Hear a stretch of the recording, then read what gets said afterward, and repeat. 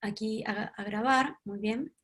Entonces, decía que la próxima ponencia está Gi Giuliano, astróloga argentina, que estudió astrología humanista, también técnicas tradicionales, es licenciada y máster en economía, y nos va a estar trayendo algunas miradas, nuevas miradas y reflexiones sobre Urano en Tauro. Así que la voy a buscar aquí, allí. ¿Dónde estás, Gi? Hola, ¿me escuchás, Gi? Sí, te escucho. Hola, ¿cómo están? Ah, Bienvenidos. bien. Esperame un segundito, que... tiki, tiki, tiki. Dame un segundo, recordarles a todos que estas ponencias están siendo grabadas, van a estar a disposición de los inscriptos también, porque yo veo que se va sumando gente y hay movimientos de entradas y salidas, así que van a estar todas, están siendo todas grabadas y van a estar a disposición. También se agradece el expandir esta información y este evento en particular, y en general también los eventos colectivos, plurales que realizamos para expandir la voz, también hacer correr la voz de estos encuentros. Si les han inspirado también, si les vienen inspirando también las ponencias, se agradecen los comentarios, las opiniones, todo eso a estos proyectos colaborativos realmente suman un montón, ayudan un montón a que corra la voz, así que desde ya gracias. Y bueno, ahora sí, Gi, Hola, acá estoy. hola, bien, te doy ya el espacio para que arranques. Bueno, bárbaro. Bienvenida, Gi, me encanta que estés aquí. Bueno, muchas gracias y bienvenidas y bienvenidos todos. Bueno, yo acá voy a compartir pantalla. Vamos a ver si me sale. Esto sería así, ¿no? A ver. ¿Ahí estamos? Ah, muy bien. Bien. Esto me tenía muy nerviosa, el tema de compartir la pantalla. Y ahora yo debería... Estamos, ¿no? ¿Ahí se ve bien? Perfecto. Y necesito un poco de feedback porque estoy así como arrancando con esto. Bueno, un poco lo que elegí es, este tema es, bueno, la entrada de Urano transitando por Tauro, me pareció un tema sumamente interesante, pero que me presentaba varios desafíos.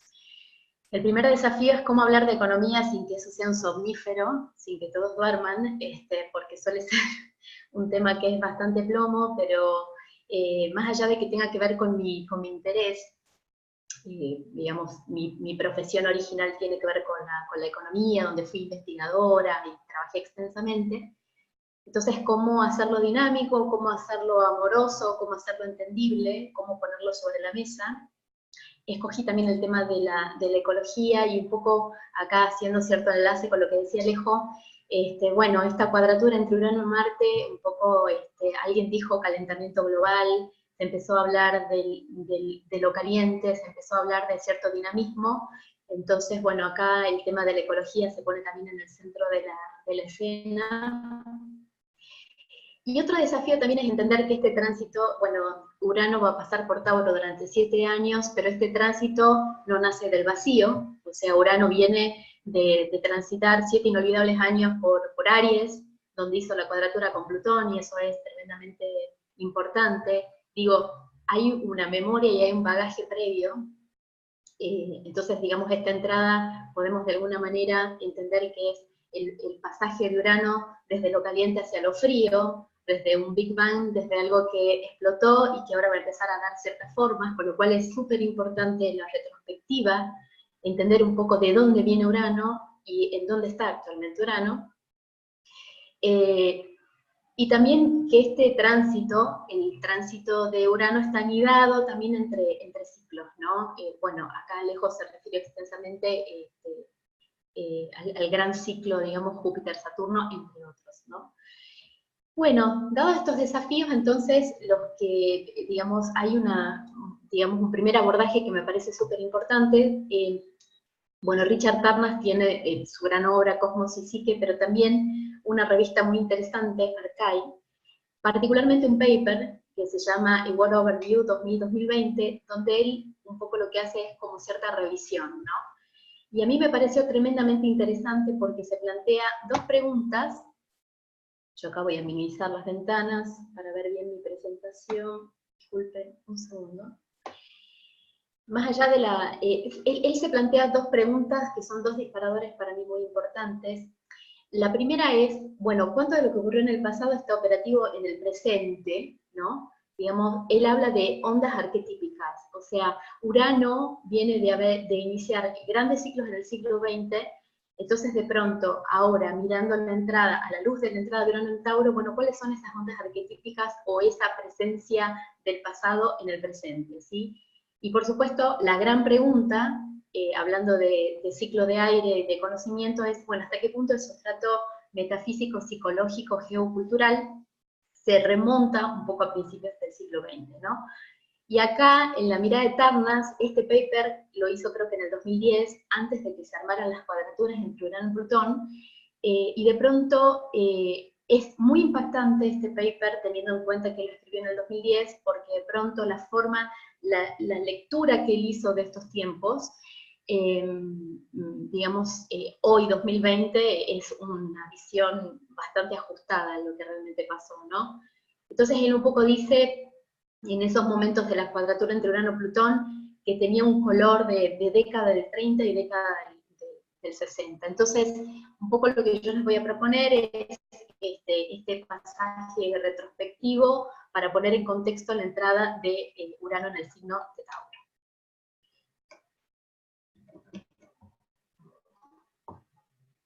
Acá, a ver, Sole, si me podés ayudar. A ver.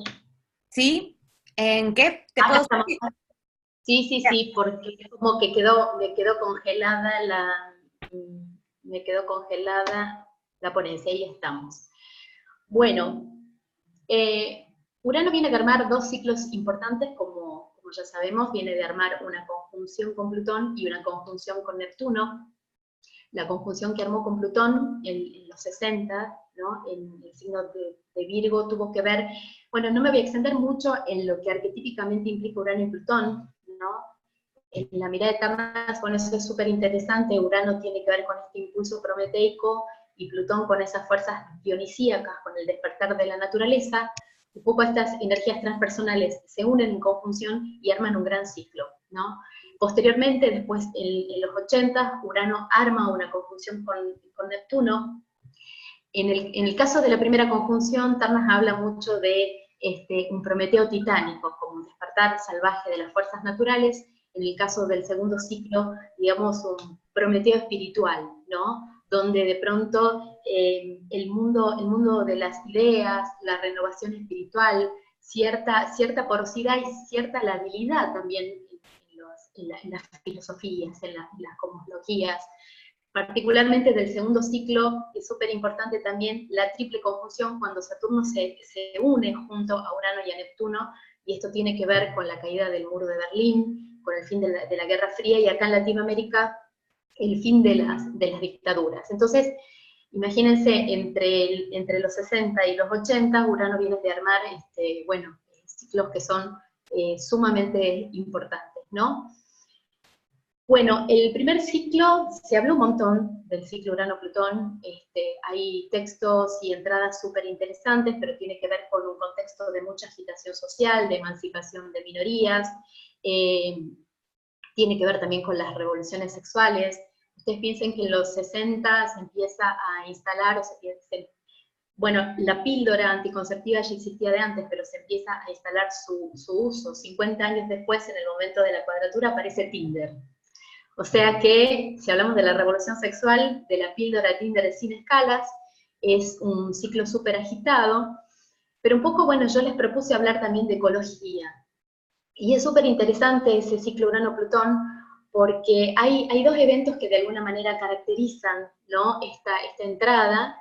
En ese momento, en el 70, se declara el Día de la Tierra, y la anécdota es bastante interesante porque cuando yo vi que esto era el 22 de abril, lo primero que dije es, obvio lo eligió un astrólogo, la entrada de Tauro, grado CR de Tauro, ideal para poner el Día de la Tierra, y nada que ver, porque ese día se elige porque había un militante, un senador que era militante ambientalista, que escogió esa semana de abril porque de pronto quería que participaran masivamente en las universidades y dijo que sea el 22, ¿no? Entonces, qué curioso cómo las sincronicidades están operando todo el tiempo.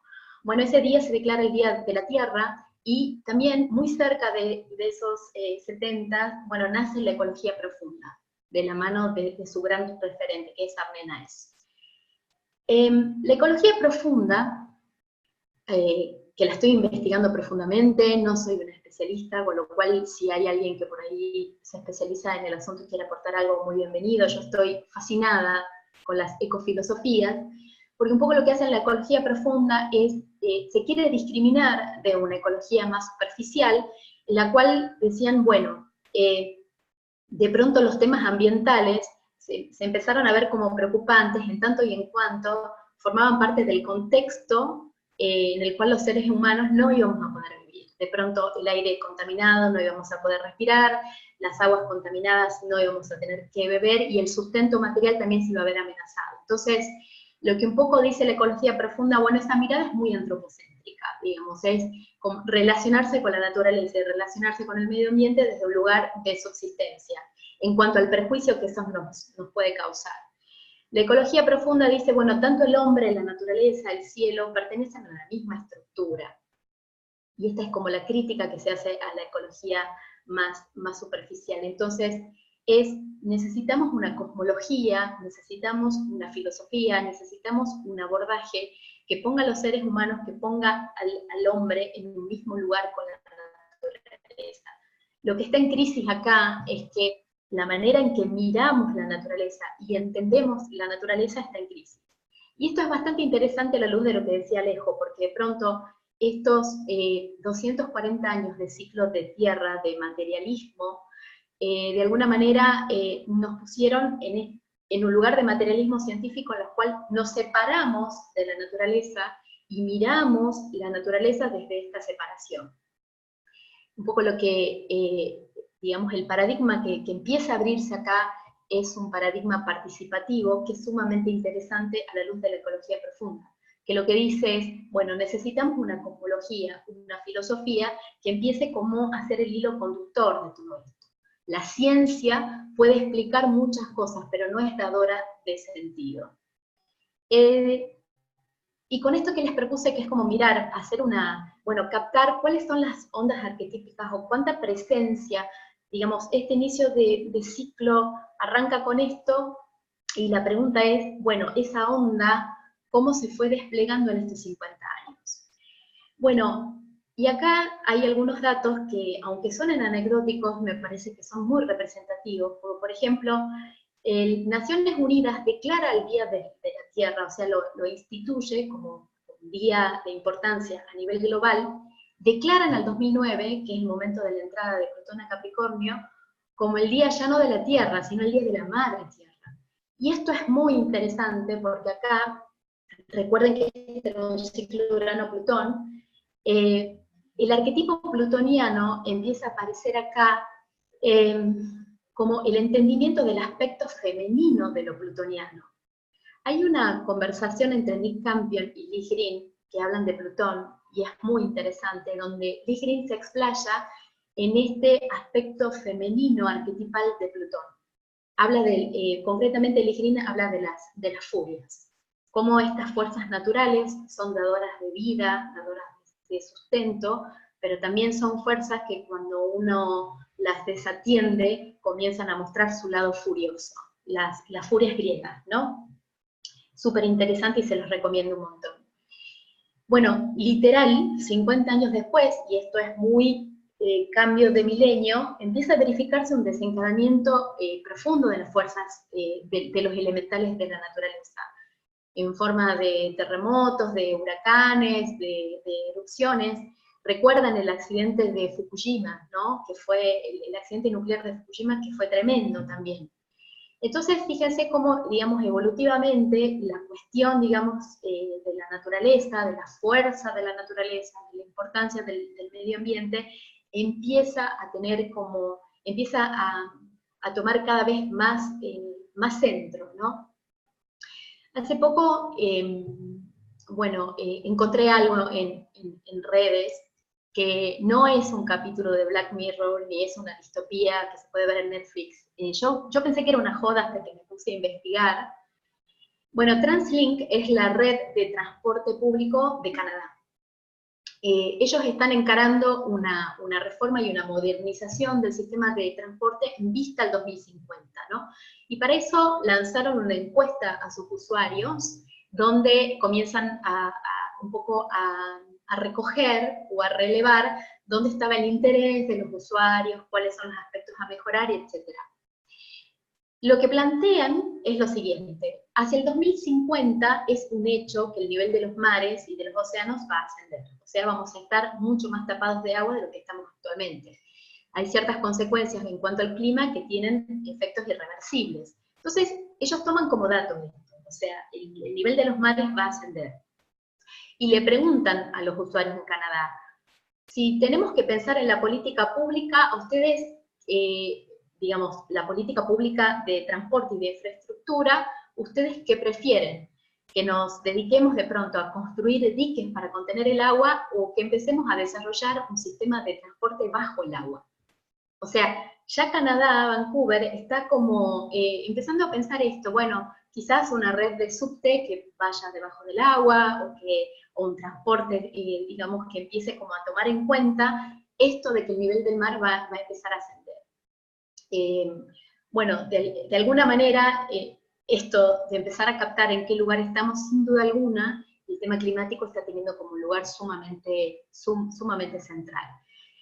Si uno empieza como a tomar los grandes referentes de la ecología profunda, bueno, hay frases muy impactantes. Esta, por ejemplo, de Rick Skolimowski: el siglo XXI será un siglo ecológico, de lo contrario es muy posible que no haya siglo XXII. O sea, como que la cuestión del ecologismo está tomando un lugar muy central, pero no es solamente, y acá por eso me parece tan interesante la ecología profunda, no solamente desde el punto de vista de las consecuencias apocalípticas que de alguna manera trae el tema de la ecología, sino también la necesidad de un marco cosmológico y filosófico que empiece de alguna manera a entender este tema, porque sin lugar a duda llegamos a este punto de las cosas porque todas las acciones que fuimos haciendo durante estos 50 años son acciones que están condenadas al fracaso porque justamente no hay una filosofía, una cosmología y un marco dador de sentido.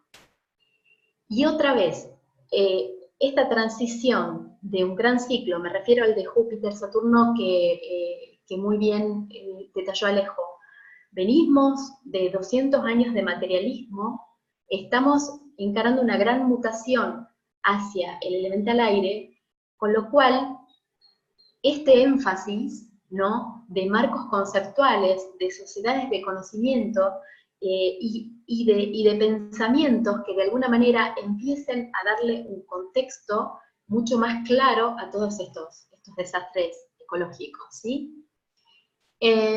Bueno, hasta acá, un poco yo fui tomando ciertos extractos de lo que es el ciclo Urano-Plutón, con cierto énfasis en la cuestión ecológica, y les decía que el siguiente ciclo, digamos, el siguiente ciclo que arma Urano es junto con Neptuno, el Prometeo espiritual, que tiene que ver de alguna manera con la posmodernidad, tiene que ver también con, digamos, que tiene como talento que los marcos espirituales y filosóficos comenzaron a hacerse mucho más amplios y resonantes, pero también empezaron a mostrar muchísima la habilidad, de alguna manera, lo que ya estaba establecido, ¿no? En este ciclo, la entrada de Saturno, cuando hace la triple conjunción con ambas energías, les comentaba yo de que tiene que ver con la caída del muro de Berlín, tiene que ver también, de alguna manera, con el fin de la Guerra Fría, con manifestaciones que fueron muy representativas, ¿no? Pero hay un pensador, mejor dicho un politólogo más que un pensador, que me parece muy interesante, a pesar que no coincido mucho con su mundo de ideas, pero que pinta muy bien a este ciclo. Este es Francis Fukuyama, que él habló en el 89 del fin de la historia. Él es un politólogo egresado de Chicago. Chicago es una cocina ideológica profundamente liberal, de libre mercado, y de pronto en esta conferencia, ahí en Chicago en el 89, él anuncia el fin de la historia. Lo que dice, bueno, digamos, sobre los escombros de los totalitarismos de izquierda y de derecha, las caídas de las dictaduras, una agonizante Unión Soviética, él dice, bueno, la democracia liberal y el libre mercado se levantan como única aspiración política razonable.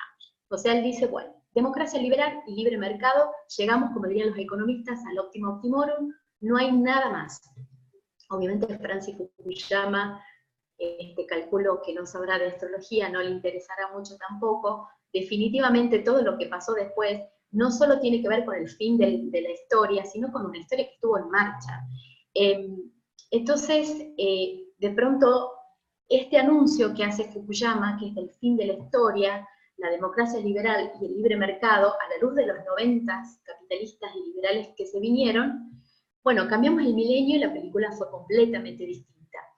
Y es interesante porque hace poco la BBC lo entrevista a Fukuyama, y le pregunta a Fukuyama, escuche, ¿qué pasó con esto del fin de la historia? O sea, pasaron un montón de cosas, pasaron cosas. La historia de ninguna manera se terminó, sino que estuvo en marcha. Y ahí Fukuyama dice algo muy interesante, que me parece que tiene que ver también con cierto despliegue de ciclo entre los 80 y el punto en el que estamos actualmente, sobre todo desde el punto de vista ideológico. Recordemos que el ciclo entre Neptuno y Urano trae también alguna data sobre lo ideológico. Y él dice, bueno, durante el siglo XX, durante los 80, antes de la caída del muro de Berlín, el mundo de pronto se separaba entre izquierdas y derecha, digamos una derecha más reaccionaria o más capitalista, una izquierda que de pronto era el marco dentro del cual las clases trabajadoras, la clase media, el proletario podían sentirse contenidas. Bueno, cae el muro de Berlín, empieza como a desorganizarse estas ideologías que estaban tan fijas, cristalizadas y polarizadas, y es lo que dice, en la entrada del milenio tiene que ver un poco con la emancipación de las minorías raciales, étnicas, el colectivo LGBT, en fin, las revoluciones feministas, y de pronto las izquierdas empiezan a poner su atención ahí, ¿no?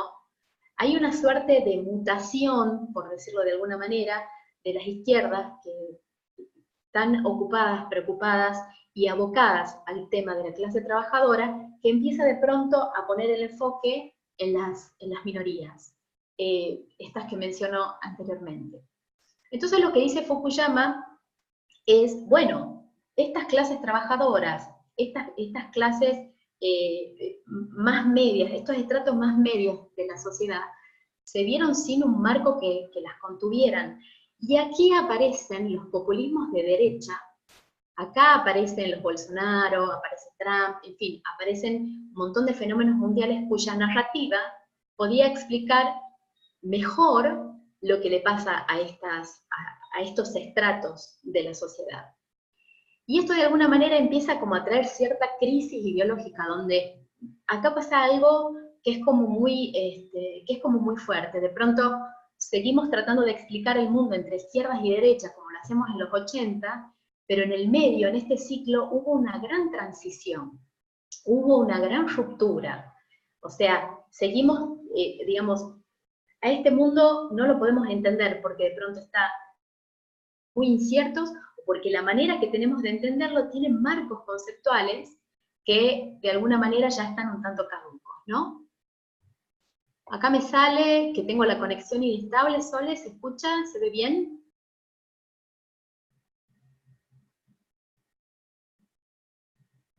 Hola, hola. Sí, sí, se escucha muy bien, se ve bien. Bien, perfecto, porque me salió un cartel de conexión inestable.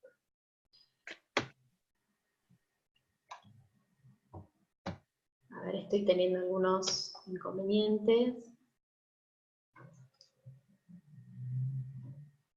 Bien. Bueno, continuamos. Un poco yo me refería a este cambio de milenio, a lo que plantea Fukuyama, que me pareció bastante interesante, porque digamos, un poco siguiendo con esta línea de la transición desde un ciclo de tierra hacia un ciclo de aire, que me quedó muy resonante.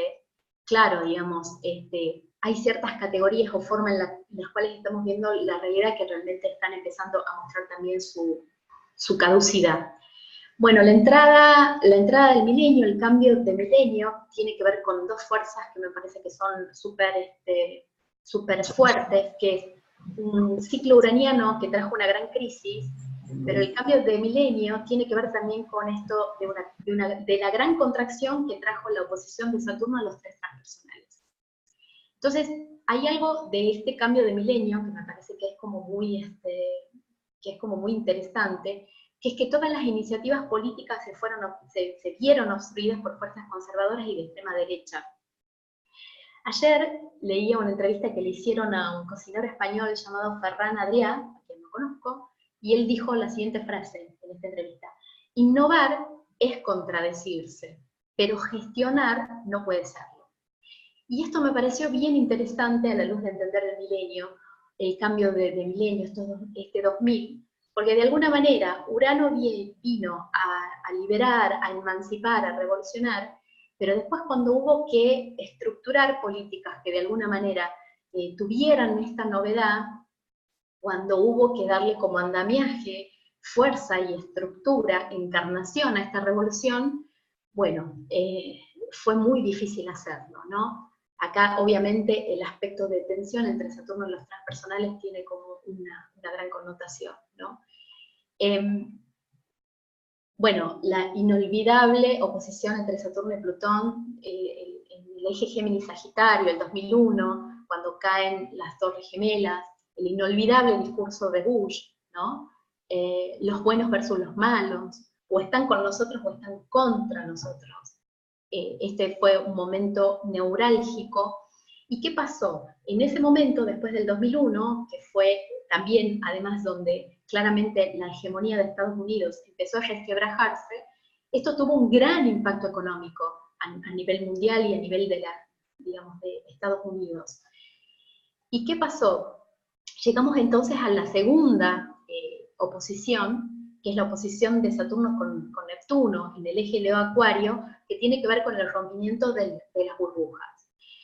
Y esto fue como un golpe de gracia. Acá aparece la crisis financiera del 2008, no sé si la recuerdan, que fue, digamos, una crisis que se originó en Estados Unidos, una crisis en las hipotecas subprime, en el mercado financiero de Estados Unidos, que tuvo un efecto contagio impresionante, sobre todo en Europa. Y entonces este rompimiento de burbuja, y acá me parece que esta combinación de Saturno y Neptuno empieza a tener una gran resonancia con lo que es el mercado financiero. El mercado financiero es profundamente neptuniano. ¿En qué sentido? En que para la lógica del trading y del mercado financiero, 1 más 1 puede ser 4. Porque si este 1 vale 1, todo ok, pero este 1 puede valer 3, si yo le pongo el triple de expectativas. La palabra expectativas en los mercados, la habrán escuchado un montón macroeconómicamente, las expectativas. Entonces, la suma de 1 más 1 no es lineal, la suma de 1 más 1 puede dar 4. Entonces, de pronto, viene Saturno a hacer esta oposición, trae una gran crisis.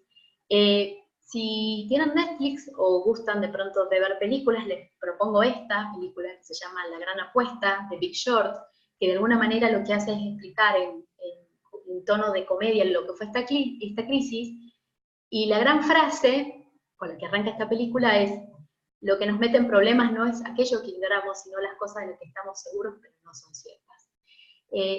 Díganme si no hay algo más neptuniano que este approach, ¿no? Que empieza a darnos un color muy, muy de la crisis. ¿De qué estábamos seguros antes del 2008, antes de esta crisis financiera? Y ya no. Y yo acá voy a citar a un economista, John Maynard Keynes, de 1930, ¿se acuerdan? La gran crisis del 30. Y uno dice, bueno, después de esta gran depresión de los 30, seguramente no vamos a ser capaces de volver a replicar la misma dinámica. Bueno, sí, vino el 2008 y replicamos la misma dinámica, ¿no? y él decía que básicamente tiene que ver con apalancamiento de consumo, tiene que ver con consumir, el ímpetu de querer consumir mucho más allá de lo que podemos, hace que nos endeudemos, y estos endeudamientos terminan provocando una gran crisis. Esto es un poco lo que pasó muy sucintamente desde ya en la crisis del 30, y lo que de alguna manera empezó a poner en crisis en ese 2006-2007, y que terminó con una crisis en el 2008. Lo que dijo Keynes en ese 30 era, bueno, cuando el desarrollo del capital de un país lo convertimos en una actividad de casino, cuando empezamos a jugar a la ruleta, definitivamente las cosas no van a terminar bien. Bueno, pasó en el 2008 y esto trajo como un gran efecto macroeconómico. La tormenta perfecta viene después, en el 2007-2012, con la T cuadrada, entre, digamos, Saturno, Urano y Plutón, que obviamente que esto también lo que hizo fue retroalimentar la crisis que le comenté anteriormente, y esta es la parte donde el paper de Richard Ternant se pone muy interesante, porque lo que anunciaba al momento de escribir este paper, creo que fue el 2010, una crisis que tiene que ver con la muerte del ego civilizatorio, ¿no? No sé si ustedes recuerdan, esto parece deportes en el recuerdo, pero bueno, es necesaria esta retrospectiva, al menos para mí, que en ese 2012 se hablaba de que, creo que desde la cosmovisión maya, el calendario maya anunciaba de que se iba a terminar la humanidad, y empezó como a circular, ese 2012 fue tremendo, porque empezó a circular un montón de data del fin del mundo, ¿no? Más allá de lo anecdótico, y que volver a ese 2012, volver a esas profecías tan apocalípticas, empieza a resonar un montón con este clima, que era un clima de muerte del ego civilizatorio, como de fuerte fin de ciclo, ¿no? Por ahí esto no me voy a explayar tanto, pero de pronto hay dos crisis que me parece que son sumamente interesantes, hay dos antecedentes que traen esta triple conjunción entre Saturno, Urano y Plutón. Una es la Gran Depresión de 1873, y otra es la Gran Depresión de 1930. Y fíjense algo bastante interesante, porque acá nos estamos acercando a la instancia taurina, ¿no? O a resignificar el símbolo de Tauro, que trae mucho la energía de tierra, la energía de la materia. Fíjense estas dos crisis, ¿no?, que se desataron con esta triple conjunción.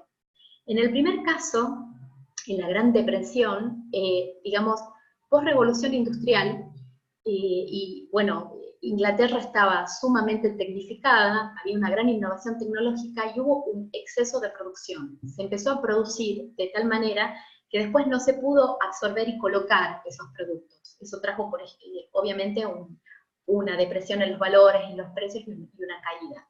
Esto tiene que ver también con un periodo de fin de supremacía británica, ¿no? Digo, desde lo geopolítico, esto también hizo un giro, hizo un quiebre. Y la crisis del 30 es contraria. La década del 20 tuvo que ver con una gran expansión del consumo, la gente se empezó a endeudar, y esto trajo un importante colapso, porque por supuesto estaba toda la economía súper endeudada. En ese momento empiezan a aparecer, no solamente el caldo de cultivo para la Segunda Guerra Mundial, sino que empiezan a aparecer los movimientos fascistas. Acá empieza a aparecer Hitler. Y esta década, o sea, entre la Gran Depresión del 30 y la Segunda Guerra Mundial, es la transición de Urano de Aries hacia Tauro. Entonces, digamos, me pareció muy interesante entender que cuando producimos y generamos mucho más de lo que podemos, de lo que necesitamos, se empieza a generar una crisis, pero también cuando consumimos muchísimo más de lo que se puede producir, esto también tiene que ver con un estadio de colapso, ni siquiera de colapso, de depresión, literal, ¿no? Digamos, esto es como para empezar a resignificar y a entender que el mundo de la materia se empieza a mover desde el punto de vista macroeconómico con dos fuerzas: la fuerza de la oferta, la fuerza de la demanda, la fuerza de lo que produce y la fuerza de lo que absorbe, ¿no? Con lo cual podríamos pensar también que, a la luz de lo que un poco quiero compartirles, la entrada de Urano en Tauro, este principio prometeico, este principio que tiene que ver con revolucionar, con una fuerza disruptiva, que revoluciona, que emancipa y que trae como mucha inestabilidad y cambio, fíjense que en materia de producción y de consumo es de esperar que este tránsito empiece como a mover mucho, ¿no? Este sustrato. Bueno, las perspectivas 2020 para la economía global realmente son apocalípticas, no voy a ahondar en ellas, salvo que haya interés y tiempo, pero de verdad la guerra comercial entre Estados Unidos y China, digamos, y cierto punteo de cuestiones hacen de que de pronto la perspectiva para el 2020, lo que concierne a la economía global, sea un contexto de fuerte crisis, de crisis ambiental, de crisis económica, de mucho conflicto geopolítico, pero un poco ya acá entrando en la dimensión de Urano sobre Tauro, ¿no? Hay algo con lo que resueno, un poco teniendo en cuenta toda esta trayectoria y este derrotero uraniano, tanto en el siglo XX, desde el 60 hasta el 80, el cambio de milenio, todo lo que pasó durante su tránsito con Aries, hasta que finalmente llega a Tauro. Y yo un poco intenté como simbolizar o entender de qué viene esto, ¿no? Y Urano, transitando por Tauro, claramente tiene que ver con una gran crisis de valor, ¿no? Y fíjense de qué precio... Cuéntenselo, por favor.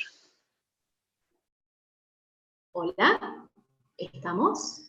¿Hubo una interferencia por allí? Se coló rápido, ahí ya estamos. Muy bien. Esto tiene que ver con una gran crisis de valor. Fíjense que precio no es valor, o sea, esto puede valer 100, pero el valor que hay detrás de esto puede no necesariamente ser 100. Entonces, de pronto, me pareció interesante traer esta dimensión para entender a Tauro. Tauro se suele entender mucho lo taurino como una cuestión de materia, de precio, de lo que sale, de recurso económico, pero a mí me gustaría pensar a Tauro, resignificar a Tauro como una crisis de valor. Y en este sentido, me gustaría entender el valor desde dos puntos de vista. Hay algo que trae la ecología profunda, que a mí me parece sumamente interesante, que cuando habla de valor, ¿no? Cuando habla de valor, entiende que esta forma que tenemos de entender el mundo, en el cual los seres humanos estamos disociados o separados de la naturaleza, que de pronto un árbol vale por la cantidad de papel, de madera que nos puede dar, y no podemos ver de que de pronto un árbol tiene alma, energía y entidad por sí mismo, y que hay una mente participativa que está todo el tiempo interactuando con esta naturaleza, trae una gran crisis de valor en el sentido que nos estamos relacionando con el mundo de una manera que ya está muy disociada y sesgada.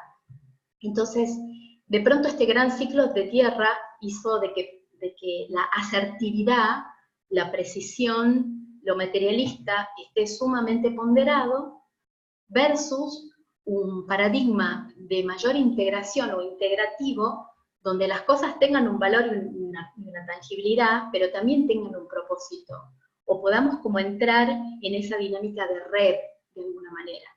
Entonces, para mí, obviamente, de que el marco fundante del cual valoramos y vemos el mundo, tiene ese sesgo, y eso es una crisis de valor, de valoración claramente, y por otro lado, desde el punto de vista material y económico, también podemos, obviamente entendemos de que si estamos en una crisis de valoración cosmológica, filosófica, porque no encontramos maneras de pensar el mundo que sean más ecoprofundas, es de entender que también los valores económicos o la manera en la que cotizamos y evaluamos las cosas empiece también a entrar en una zona de disolución y de crisis, ¿no?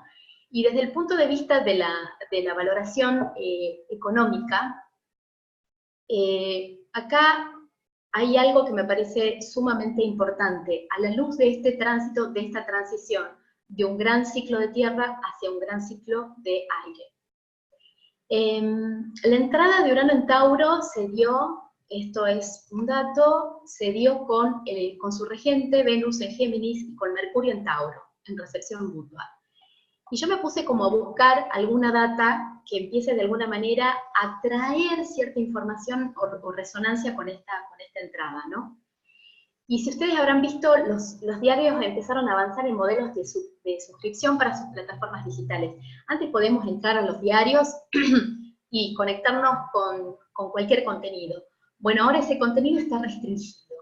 Ya no podemos ver libremente. Y esto tiene que ver, por supuesto, para poder brindar un periodismo de calidad. Es tal la cantidad de información que hay en redes sociales, es tal la cantidad de información que hay en todos lados, que encontrar información de calidad se hace muy difícil.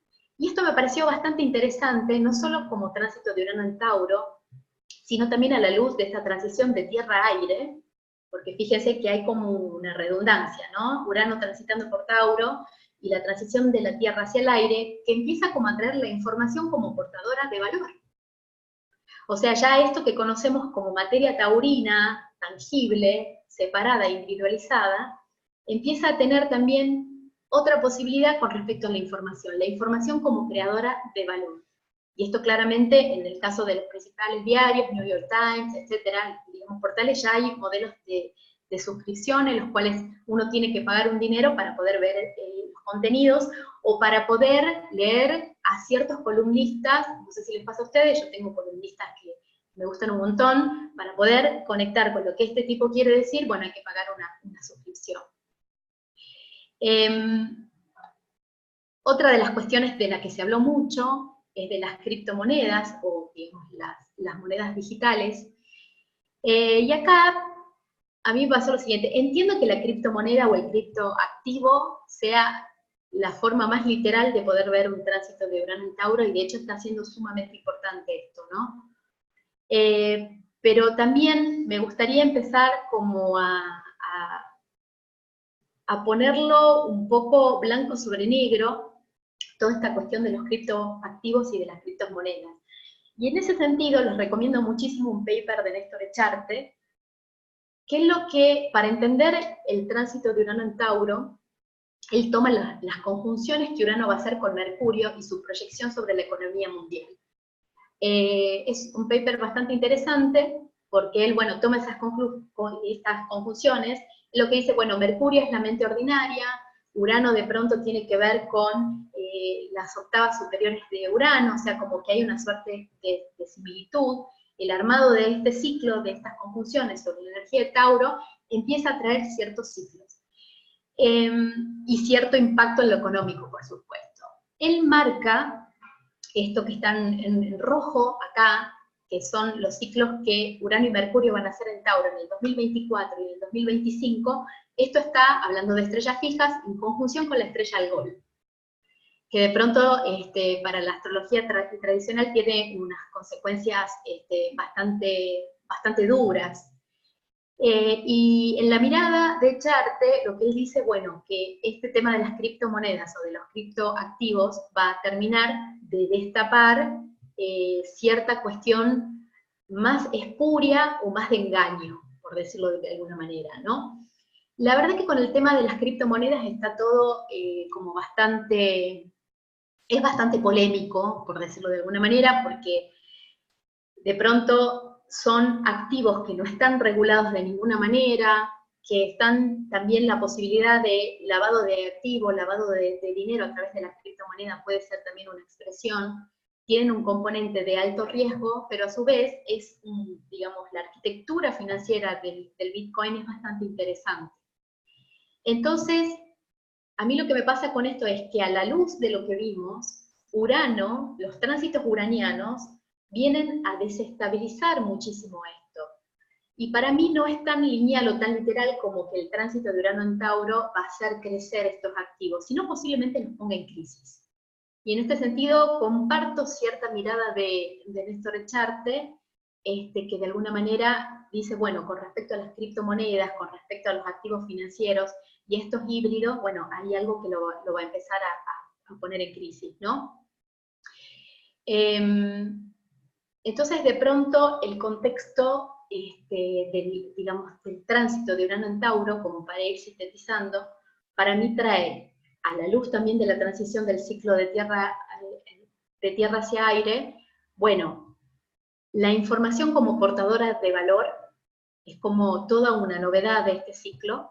Estamos como mutando hacia sociedades de conocimiento, donde la información y lo que sabemos va a tener un gran valor agregado, y esto es bastante lógico desde el punto de vista económico, porque estamos en una situación, estamos saturados de información, fake news, información espuria, entonces de pronto, bueno, a través de la suscripción es una manera de señalizar y una manera, digamos, de discriminarse de todo este mar confuso de información. Desde el punto de vista de los criptoactivos o criptomonedas, hay que estar muy atentos, porque esto no es tan lineal como, bueno, se van a empezar a usar y van a empezar a proliferar. Posiblemente empiecen a mostrar su lado más complejo, o tengamos en cuenta de que el mundo está yendo estamos yendo hacia un mundo proteccionista, conservador y cerrado. Esto es muy el ciclo Saturno-Plutón. La guerra comercial entre China y Estados Unidos hace de que de pronto ellos dos sean como dos aspiradoras mundiales, y esto esté debilitando muchísimo las economías y los mercados. Ahí, por eso yo pongo un signo de pregunta con respecto a los criptoactivos. Y con respecto a la cuestión de valor, me parece muy importante de que también la forma en la que nos relacionamos con la materia y con la naturaleza empieza a demandar marcos de referencia, cosmologías, filosofías y formas de abordar y de pensar el mundo que necesitan cambiar claramente, porque ya los marcos conceptuales que tenemos actualmente están empezando a entrar en crisis. No sé si hay preguntas, Sole, ¿me querés compartir alguna inquietud, algún comentario? Bien, no hay preguntas, pero este es el momento también para invitar a la gente a que las haga, a que haga sus comentarios. Yo en principio, desde lo personal, me pareció fantástico poder entender también la relación de la economía con la ecología, ¿no? Como que en principio para mí son dos cosas que van por su camino, ¿no? Que parecieran que no tienen una conexión común más allá de la utilización de los recursos, sino cómo justamente se anclan en una... cómo se anclan, no, cómo se relacionan a partir de una cosmovisión en común, en donde quedan implicadas tanto la economía como la ecología. Así que me pareció fascinante eso, G, gracias. Hay comentarios, no sé si querías decir algo de lo que acabo de decir. No, me interesan los comentarios y poder dinamizar un poco esto. Sí. No, bueno, comentarios de excelente, muchas gracias. Dice Cecilia, la crisis de valores es por el abuso de las estructuras, es obvio que van a querer regular todo nuevamente. Alejo dice increíble. Goyo dice muchas gracias, excelente perspectiva históricamente, entre otras cosas. Muy completa y compleja la presentación, G, gracias. Es muy importante relacionar estos ciclos económicos, muy interesante. Juan Manuel dice, me resultó interesante el desafío de pensar el valor monetario en cosas de la naturaleza que no tienen valor de mercado, dice Juanma. Ezequiel dice, muy interesante, se me ocurre que a lo que refiere G también incluiría el valor no solo de la información, sino de las opiniones. Hay opiniones que resultan evidentemente generadoras de valor y otras que no tanto. Facebook es un buen ejemplo de opinología. Exacto. Y es como que de pronto también Tauro tiene que ver con una energía fija que concentra, ¿no? Hay ciertas, digamos, hay ciertas cuestiones también. Ustedes fíjense, el ciclo de Saturno y Plutón, que se va a armar próximamente hacia el 2020, se va a hacer en Capricornio. En Capricornio me pareció algo muy interesante que dijo Silvia Ceres, y que comparto profundamente. Capricornio es la instancia del solsticio, ¿no? En el hemisferio sur, solsticio de verano; en el hemisferio norte, solsticio de invierno, donde el desbalance entre luces y sombras es máximo. Fíjense que el inicio del ciclo Saturno-Plutón, que es un ciclo que ya tiene características a las cuales se referirán mis compañeros, se han referido y se referirán, tiene que ver con un ciclo de fuerte contracción y tensión que se va a hacer en un espacio energético que ya trae una data de desigualdad entre luces y sombras, ¿no? que si ese símbolo lo extrapolamos a lo que estamos viviendo actualmente, geopolíticamente y económicamente, los temas de la desigualdad de ingreso, de la desigualdad social y de la desigualdad económica, sobre todo con esta guerra comercial que hay entre Estados Unidos y China, que no me explayé por una cuestión de tiempo, pero si les interesa podemos generar otro espacio de conversación para hablar un poco de esto. Digo, de que ya el mundo está mostrando, por un lado, mucha concentración y por otro lado, mucha polarización. Como que son energías también, o instancias de ciclo que se están armando concretamente en Tauro y en Capricornio, que traen fuerte desigualdad, desigualdad entre luces y sombras, fuertes contrastes, y en el caso de Urano el tema de la concentración, como buena energía fija. Hay otro tema también, hacia el 2021/2022, el eje nodal va a pasar a Tauro-Escorpio. Bueno, digamos, ese cambio de eje nodal va a encontrar a Urano, con lo cual sería bastante interesante, o me parece muy importante, empezar a hacer un seguimiento, porque de pronto de este cuadrito que tienen acá en pantalla de chart, bueno, ya pasó mayo del 2009, pero tenemos mayo del 2020, mayo del 2021, abril del 2022, estos son momentos donde el eje nodal va a estar en Tauro-Escorpio, donde va a encontrar a Urano. Hay que ver, digamos, cuáles son los sucesos que se van desencadenando también, ¿no? A mí me parece de que en esto que comentaba el tema de la información, también Tauro tiene que ver mucho con la nutrición. Entonces, ¿hasta qué punto realmente ciertas informaciones nos están nutriendo o nos están contaminando? Digamos, acá, en cuanto a la calidad de la información y empezar digamos, a detectar el valor en algo tan intangible como la información, me parece también que es una nota muy importante de este ciclo.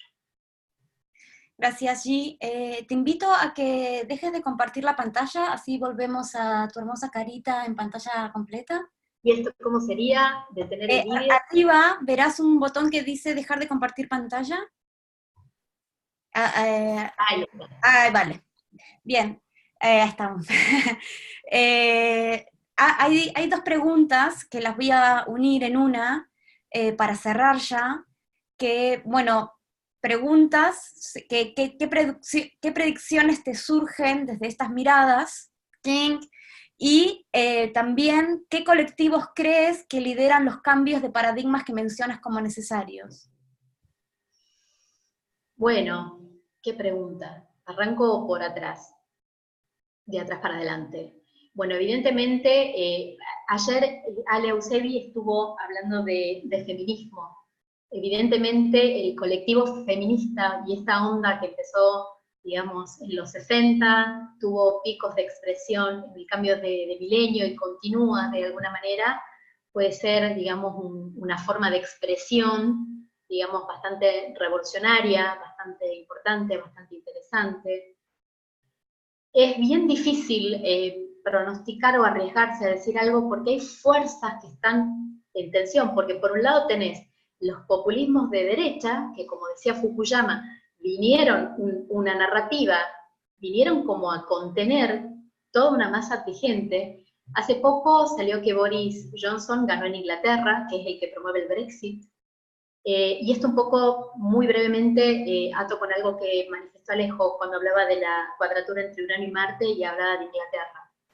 Bueno, acá un poco Boris Johnson está diciendo, bueno, Gran Bretaña tiene que salir de la zona europea, y acá ya los movimientos separatistas irlandeses y demás están empezando a querer salirse también. O sea, esto trae como una gran crisis con efectos que son multiplicadores.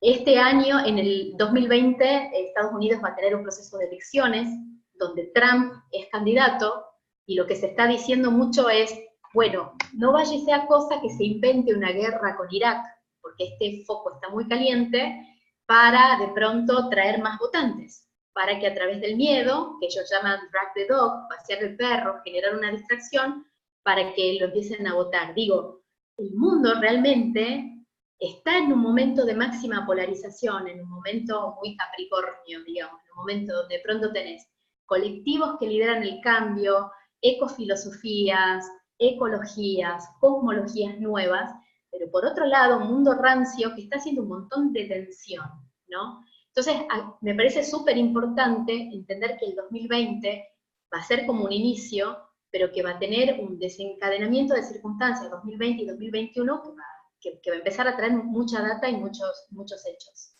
No sé cuál era la otra pregunta, no me acuerdo. No, creo que la respondiste, ese era el tema de qué predicciones te surgían, ¿no? A partir de lo que habías compartido, y bueno, y qué colectivos lideran estos cambios, ¿no? Aquí hay un comentario de Dani que dice, es muy buena la exposición, cómo Tauro nos muestra el valor, la temática del valor, ¿no? Como quedó en reflexión en muchos, qué bueno eso. Hay algo que, fíjense que el regente de Tauro es Venus, y la luna es donde encuentra exaltación, también en Tauro, ¿no? Entonces fíjense que si uno resignifica Tauro desde el punto de vista macroeconómico, diríamos, Venus es el principio generador, dador de sustento y productivo. Pero la luna es el principio de absorción, de consumo, y que de alguna manera el ser está ligado con el tener, la seguridad material. O sea, ya dentro del espacio taurino hay fuerzas que están arquetípicas, que están en puja. Entonces un poco también es pensar, bueno, cómo el tránsito de Urano va a venir a movilizar estos estratos. O sea, la forma en la que, y esto me parece un insight valioso como para ir cerrando también, es, bueno, en nuestras propias vidas, cómo resignificamos lo taurino. ¿Desde qué lugar estamos viviendo ese espacio-tiempo? Desde la absorción, desde el consumo, desde un ser ligado con el tener, de que nuestra seguridad emocional pasa mucho por la seguridad material, cuánto estamos consumiendo, qué estamos consumiendo, cómo estamos consumiendo, qué información nos estamos morfando, básicamente. Y por el otro lado también, desde el punto de vista productivo, es qué estamos generando, cómo estamos generando, cuán comprometidos estamos con estos procesos de generación de sustancia.